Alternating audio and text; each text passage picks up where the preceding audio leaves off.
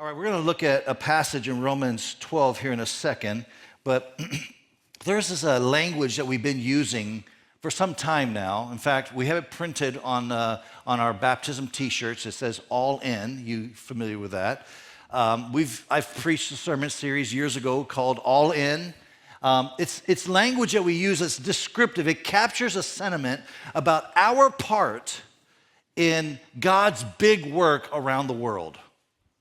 About his kingdom work. What is our part? Our part is an invitation to go all in. It's an invitation to commitment. It's an invitation that speaks of sacrifice. Now, we don't like those terms. We're in a culture that likes everything to be easy. Everything's fast food, convenience, quick, all that. We don't necessarily dig the word sacrifice so much. And yet, this is the invitation of Christ, to go all in with him.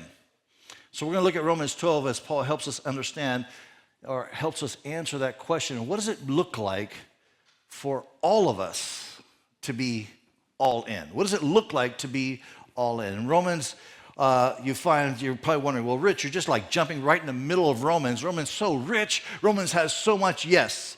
Romans would be a year-long series for us, and we will probably do that soon. But Romans chapters 1 through 11 are chapters that are full of, they're primarily about doctrine and theology. They're powerful. It's where most of our Christian theology was developed out of, is Romans chapters 1 through 11. Like if you want to know who God is, you want to know what God has done, you want to know how God sees us as humans, then you can study through Romans 1 through 11, and you will actually get a very good picture of how God sees us, and then how we can see God. But then Romans 12, the Apostle Paul pivots. He takes this shift. It's an intentional pivot. It's like he's intentionally now saying, okay, now what does it look like then? Like if this is who God is, if this is what you believe about God, if this is what you know that God believes about you, then how does that get applied? What does that look like in the Christian's life? Paul is basically making this point that right belief is important. But right belief should always lead to some type of application. Right belief should inform how we think. Right belief should inform how we act. Right belief should inform our relationships. Right belief should inform, how we spend our money. I'm going to go on and on and on. That there's an application side to what we know in our head. And so Paul starts off Romans 12. He says, therefore, meaning that's our transition word. Therefore, because of Romans 1 through 11, okay, if it's before this, therefore, knowing what you know about God, knowing what you know about how God sees you, therefore, he says, I urge you, brothers and sisters, in view of God's mercy, and here's the action, to offer your bodies as a living sacrifice, holy and pleasing to God. This is your true and proper worship. So Paul makes a connection here between offering our bodies as a living sacrifice and defines worship. That's what worship is. Do not conform to the patterns of this world, but be transformed by the renewing of your mind. Then, if you do these things, then you will be able to test and approve what God's will is, his good, pleasing, and perfect will. So Paul starts this whole passage by saying, I urge you. I urge you. Now, when you read the word urge, it's so easy for us when we start reading Romans 12 to just really, rush through this part of urge. It's just language, right? What does it mean? What significance it had? But if you have to understand that when Paul shifts into Romans 12, there's a tone shift. There's an intensity shift. When he says, I urge you, he's not just simply saying, hey, here's a helpful hint, write this down. He's not acting as some kind of spiritual coach, kind of giving you best practices or hey, here's some ways so you can live your best life. I mean, all those things are good, but that's not what Paul's doing here. Like there's a tone difference. Like there's an urgency in his voice here. It's a tone of desperation. This word urge is really a desperate plea on the part of Paul towards those in the church of Rome. This means different things. It implies different things. First of all, it implies personal relationship. We know that Paul has a relationship with this church, and so he's speaking to them as their spiritual father. Like this is not a word that you wouldn't say this to just any stranger out there. Like as a dad, I might give advice to somebody else's kids, say, hey, drive safely. But as a dad, I would say to my kids, I would urge them to drive safely. And the reason why is because there's a difference in relationship there. It's because they are my kids. Because I feel like in my relationship with them, I should have the space and the ability to say, listen, you must listen to me. This is kind of the tone that Paul is setting up here. This word also implies a potential unseen or long-term consequence.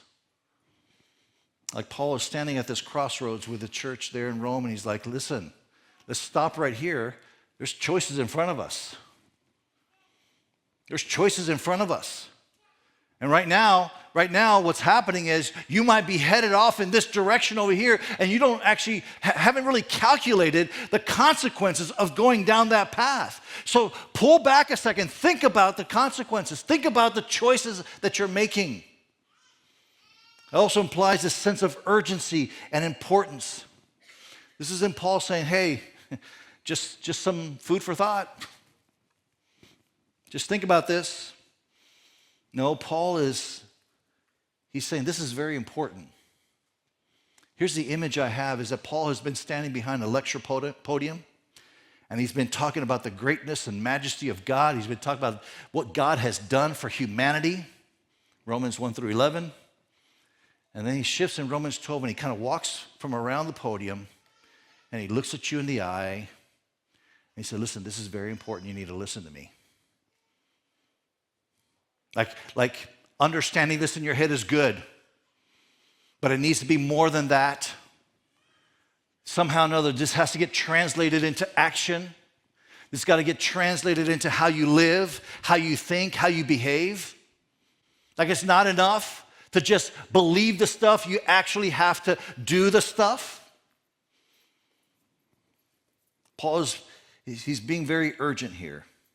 He says, therefore, I urge you. Okay, so as we read this passage, know that he's not just simply saying, hey, it's okay, good idea. Like if he was standing here right now, he'd be saying to you and to me, listen to me carefully. He goes on, I urge you in view of God's mercy. I love this. I mean, it's God's mercy that's our motivation. He doesn't say in view of God's anger or in view of God's wrath or in view of God's frustration. No, he appeals to God's mercy. He says, listen, because of the forgiveness in your life, because of what Jesus has done in you, because of the grace that you have received, because of how he has repaired your relationship with him and also with those around you, because of all of that, I'm urging you to listen to what I'm saying here.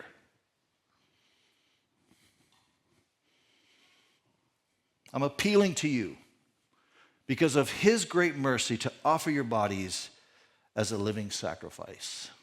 And so here Paul's primary audience in Romans are Gentile believers, but there's a mixture of some Jewish believers in the church there in Rome. And so he's kind of using some imagery of the sacrificial system of Judaism, where you would take a goat or a lamb and you would sacrifice it.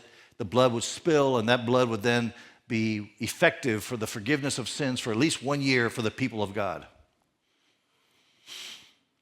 Or you'd offer smaller sacrifices for your own personal sins or your own kind of cleansing. So he's using that imagery here, but instead of it being a dead sacrifice. He's asking you and I to offer our bodies as a living sacrifice. Now, I know you've read this passage before, offer your bodies as a living sacrifice. You're like, I have no idea what that means. Like, what does offering my body as I don't get it. Yeah, I get that. I understand. There's a little bit some metaphorical language here. But he's saying basically, in view of God's mercy, give yourself up to God. Give yourself up to God. Offer yourself up every single day to God. Like you wake up in the morning and say, God, here I am. You have my life, right? And so I want you to imagine an altar in your home. Okay, it's not a real one. Please don't put a real one in there. That would be weird. But I want you to imagine an altar in your home. And every morning you get up. And instead of putting a bunch of other things on that altar, you put yourself on that altar. And you say, God, here I am. I'm offering myself up to you completely. I'm surrendering my life to you completely. So what are the things that you put on that altar? Well, for one, your decisions. That in view of God's mercy, God, I offer all of my decisions today to you. The choices I'm going to make, I'm offering them all to you. They're yours. Your relationships go on that altar. Your future goes on that altar. Your finances go on that altar. Your schedule, your plans go on that altar. You know what else goes on that altar? Your romantic relationships. You didn't think those went on there, but they do. Your dating choices. You thought that your dating was actually completely your decision? No. God has input for you on your dating choices. He does. It's not just about X's and Y's. It's not just about emotions and feelings and, oh, I love her. She's amazing. That's all good. That's important. You better have that, I guess. But God, what is your choice? What is your decision on this? Your vote? We just went through a very difficult election season. Your vote goes on that altar. Your entertainment choices, your offense, your bitterness goes on that altar. Your right to be offended, that also goes there. Your worries, your fears, your anxieties, all of that. You get up in the morning and you put yourself on the altar, and every part of you gets offered up to God in sacrifice. You say, God, I'm offering this to you right now. He goes on, he says, do not conform to the patterns of this world. So you offer yourself as a living sacrifice. He said, do not conform to the patterns of this world. As you know, I mentioned earlier, I was in Arizona 2 weeks ago. Every year I travel to an executive leadership conference in the Assemblies of God, just part of our organization that we're part of. And it happens in different cities. This time it happened to be in Tucson, Arizona, which is where my daughter lives. So Christine and I decided, well, we're going to go a few days early and hang out with our daughter. You know, we don't get to do that very often. So we went there early, and, you know, as some of you know, she's engaged now, and she's getting married April 4th. And so we got to see the fitting of the dress. We got to go look at a venue. We also got to write some big checks. And they haven't stopped anyways. But yeah, so we're downtown at the Tucson Museum of Arts where they're going to get married. And we're kind of walking around there and decided that we're going to go do some sightseeing in this downtown area. And so we walked to this kind of eclectic, artsy, kind of bizarre area, you know. There was some live music playing. There was some there were some food places. A band was playing live music. There was a lot of little shops along the way, alongside of it. And so I'm walking through these shops, you know, and I came and these shops are very, very artsy, very eclectic. I mean, I would say they kind of lean on the hippie side of things. Okay, that's where they are. A lot of sun gazing, that kind of stuff, stargazing, that kind of stuff. So And so I'm in this shop and I'm looking around and I saw a little sign, small little sign in the shop. It said, cookie molds, like cookie molds. I'm like, oh, cool. So I picked up a green one, then I picked up a red one. I'm just like feeling it, it's kind of a silicone material, and I'm like flopping it around, like, oh, that's interesting, And then I look closely and we're like, oh, this green one, those are actually marijuana leaves, the molds of marijuana leaves. And the red one was a mold of a male anatomical part. And I'm holding these two up like this. And then I immediately, my self-preservation, when I look around and see, and there's these two ladies standing right next to me. And they're looking at me. And I just threw them down can you believe they make molds like this? I was shocked.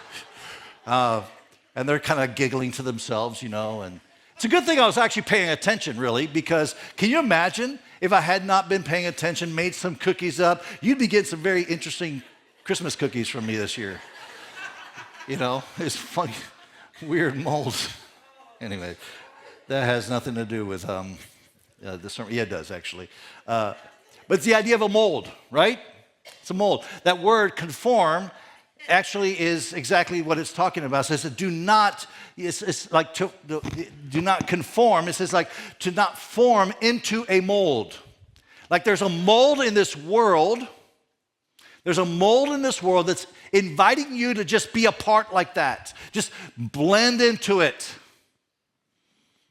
Paul's saying, do not do that.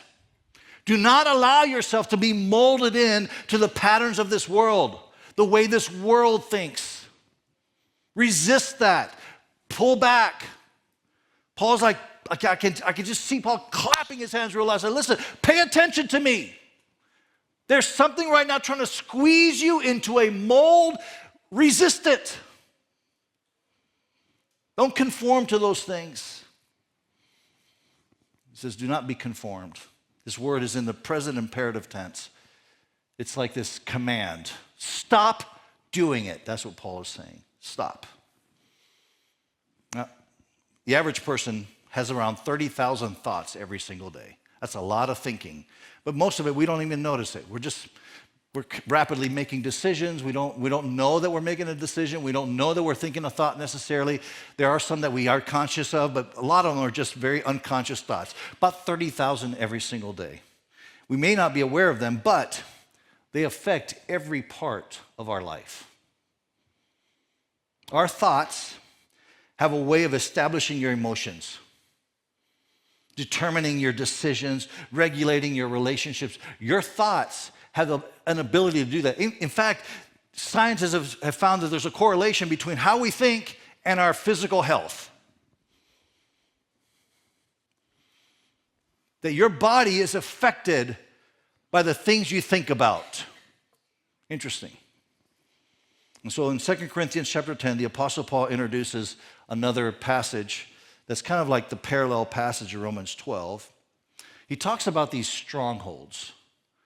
And he refers to them as thoughts that have a strong hold over us, over our thinking, the decision making that we have. There's these strongholds in our lives, and he says you have to defeat these strongholds. How do you do that? How do you defeat these strongholds? How do you break these patterns of thinking in your life? Well, he says you take every thought captive. You take every thought captive. That sounds kind of strange, actually, when you think about it. Like, we can spiritualize this language here, but literally, this is like, it's me talking to myself. I mean, you might sound crazy. Rich, what were you thinking? You ever said that to yourself? What were you thinking? Why did you do that? Why did you say that? So Paul says, be preemptive about that. Take those thoughts captive. Make them your prisoner. And the idea here is what Paul is trying to get to is that either you take your thoughts captive or your thoughts are going to take you captive. So how do we do that? Well, we seize that thought. Okay, we seize that thought. We capture it.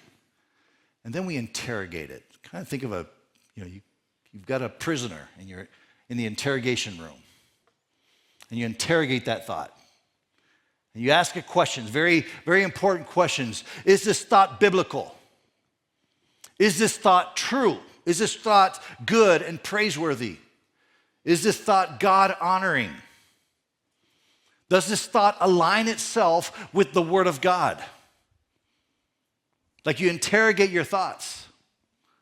And then whatever you come at the end of that interrogation, whatever it is, you basically submit it all to Jesus. You take those thoughts captive. And so here's a question I want to ask you. Are there molds, are there thoughts that have been handed down to you that have captured you? Ways of thinking that have become strongholds in your life. Thought patterns that have basically determined how you live your life day in and day out. How you relate to your husband or your wife or to your kids. Are there these strongholds that have got a hold of you in such a way that you don't want to, you don't intend to, but there's some destructive behaviors coming out of it? There are people I know that have this thought that their worth is determined by the money that they make. There's a particular person I was talking to a couple of weeks ago. He says he grew up thinking that success was determined by how big your house was, how much money you earn on a monthly basis, the size of your retirement account. Like if all of those boxes checked off, then you were successful. And in a confessional moment, he said, Pastor Rich, I let that thought literally determine every single decision I've made in life. And this man's now in his 50s. Like he was driven by a thought that his worth is on his actual net worth. And so he's made every single decision in life with that thought in mind. Are these thoughts that are destructive? There's this thought, this stronghold that I've had as long as I can remember. I don't even know how it first happened. Like, I don't know where it came. I know it was passed down to me, but I don't know how. I don't know by who. I don't know in what form. I mean, I don't know. All I know is that there's this thought that has driven my life for many, many years. And the thought was this: you cannot ask for help. You can help other people, but you can't ask for help. I mean, to ask for help is a sign of weakness. It's a sign of defeat. And so I know that thought was there, and I've walked around life that if I asked for help, I was admitting failure. Now that thought worked for me for a long time. In some ways, there's kind of two sides to these things. You know, there's thoughts that lodge themselves and they fuel a certain part of you that makes you successful and driven and strong, but also have a downside to them. And so those thoughts worked for me until I needed help.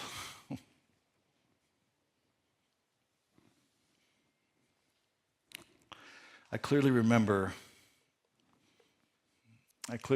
when, well, this has been a journey.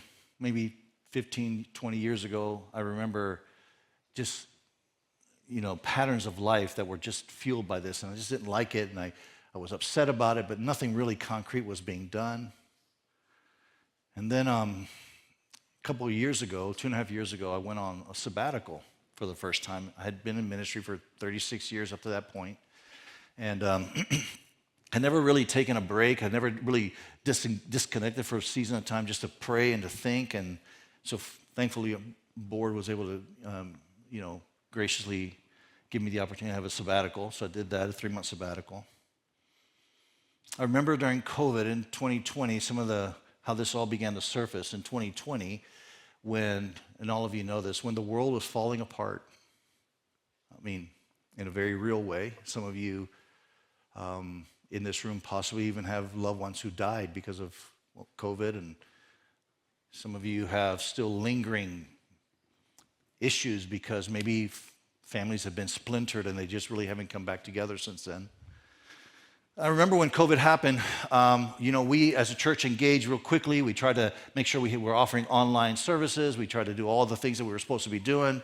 I remember when all that was going on, and there was that little thought again, you cannot ask for help. That thing was inside of me, and it was fueling another thought. Rich, you have to be the strong one. Everybody is struggling. You have to be the strong one. And so I would carry on as the strong one through COVID. COVID actually introduced a different dynamic. Many times I've sat in my office with people and couples, and generally as I'm trying to talk them away from a specific cliff, like they're headed towards a cliff, and I'm like, no, not come this way, come this way. But COVID introduced a new dynamic, was the couple would come in and I was talking one side of the couple away from this cliff and another one away from that cliff, and oftentimes they were arguing with each other about which cliff was better. Neither one was good, but that was just, it was incredibly, incredibly overwhelming. I remember getting, after, seemingly COVID was going away, I began to feel like, oh, it's going away, but inside me, I felt empty.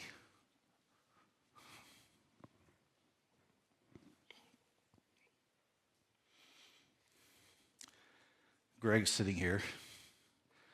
I remember when I went up to Greg, it was the hardest thing inside of me to go to Greg and say, Greg, I need help. I didn't want to, because there was this lie. There was this thought that had determined how I was to live my life. You don't ask for help.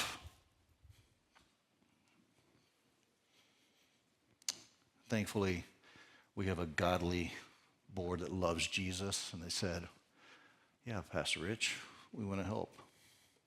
So I went on a sabbatical. See, this is a thought pattern that, and I could have used other examples of other people, but I just want you to know that this is true for every single one of us. Every one of us in this room battle with certain thoughts. And the Apostle Paul says you need to capture it. You need to take that thought captive, because it has a way of changing your life in a way that you don't want it to be changed. So take those thought captives. And so Paul says you got to take your thoughts captive. Like, you can't just be conformed to the patterns of this world. Like, you just can't fall into that mold. Those thoughts are going to shape you, and in many ways are going to squeeze you into a mold. And then he juxtaposes this idea of not conforming to the patterns of this world to instead be transformed. Let's go to the next verse. Be transformed by the renewing of your mind. Like, don't conform, don't be molded into, but instead be transformed by the renewing of your mind. The little Greek word that he uses there is a word metamorpho. Does this sound familiar to you? Metamorphosis, yeah? You science majors, you know this word, right? Like when you're in fifth grade science, your teacher brought in a bunch of little cocoons. They used to be caterpillars, and you watched over the semester how those cocoons turned into a beautiful butterfly. In our case, half of them didn't make it, but anyways, it's okay.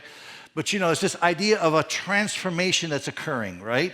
You're one thing and you're becoming something else. And this is true for every single one of us. If you're a follower of Jesus Christ, you walk into a relationship with him, you exercise certain things, like you decide to take those thoughts captive, to not let them control how you live your life. You make a choice to every single day offer yourself up as a living sacrifice, saying, Jesus, I surrender my life completely. You do these things, and in the process, you are becoming something else, someone else.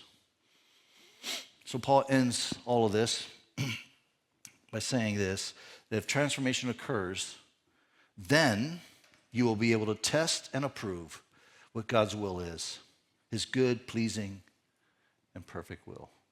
one thing I know we all have in common is we all want to know what God's will is for our lives, right? We all do. God, what's your will? Like, God, what's your will regarding this person that I'm dating? God, what's your will about my education? I'm pursuing this path, but I don't feel passionate in that direction. Is there something else that you have for me? God, what's your will? What's your will for my life? And so here's the thing. If you're not being transformed, then you really can't discern the will of God. If you're not being transformed, then you really don't even care about the will of God in your life. The little word transformed that he uses here is actually in the passive tense.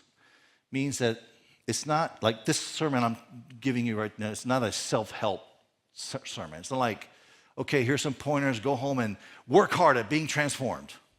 That's not how it works. It's in the passive tense, meaning that it's not something you are doing, but it's something that's being done to you. It's happening to you. As you posture yourself in a certain way with God, then transformation is happening. And so how does that happen? Well, let me just say it this way. Every day, offer yourself as a living sacrifice. And when you do it, you might be like, this is not working, Rich. I don't know. I do it, but I still have these thoughts. It's okay. Wake up the next morning. Offer yourself as a living sacrifice. And you do that over time, you'll start noticing at some point in your life, you're going to be down the road and you're like, wow, look how far I've come. Every day, you offer yourself as a living sacrifice. Amen.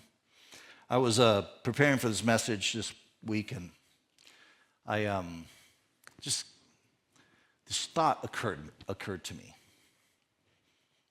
Like this whole message, this idea of transformation can be personally applied. Like you can listen to what I'm saying and say, yeah, I need to take thoughts captive and apply it to your own personal life. Like this is how I should live my faith out, right?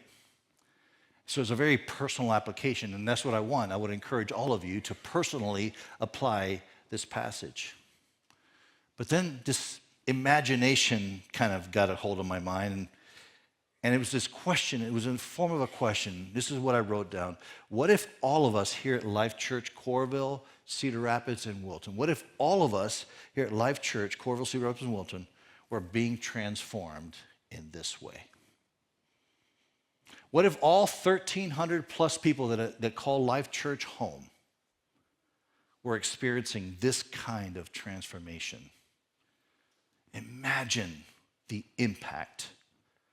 Imagine the impact in this community. Imagine the impact in Wilton. Imagine the impact in Cedar Rapids. Imagine the impact at your workplace. Imagine, here's a personal one. Imagine the impact in your marriage relationship. Imagine the impact. Like when I say your marriage, imagine if husband and wife, you were both putting yourself on an altar, sacrificing yourself on this altar, say, God, take all of me. Imagine the impact that would have on your marriage. Imagine the impact if all of us collectively were doing this. This is definitely very personally applied. But when we all apply it personally, God's kingdom is built. Like you might think, well, it's just me, it's my decision, I can do it or not do it. There is an impact of you not choosing to offer yourself up as a living sacrifice. It affects the world around you. It affects your family. Amen.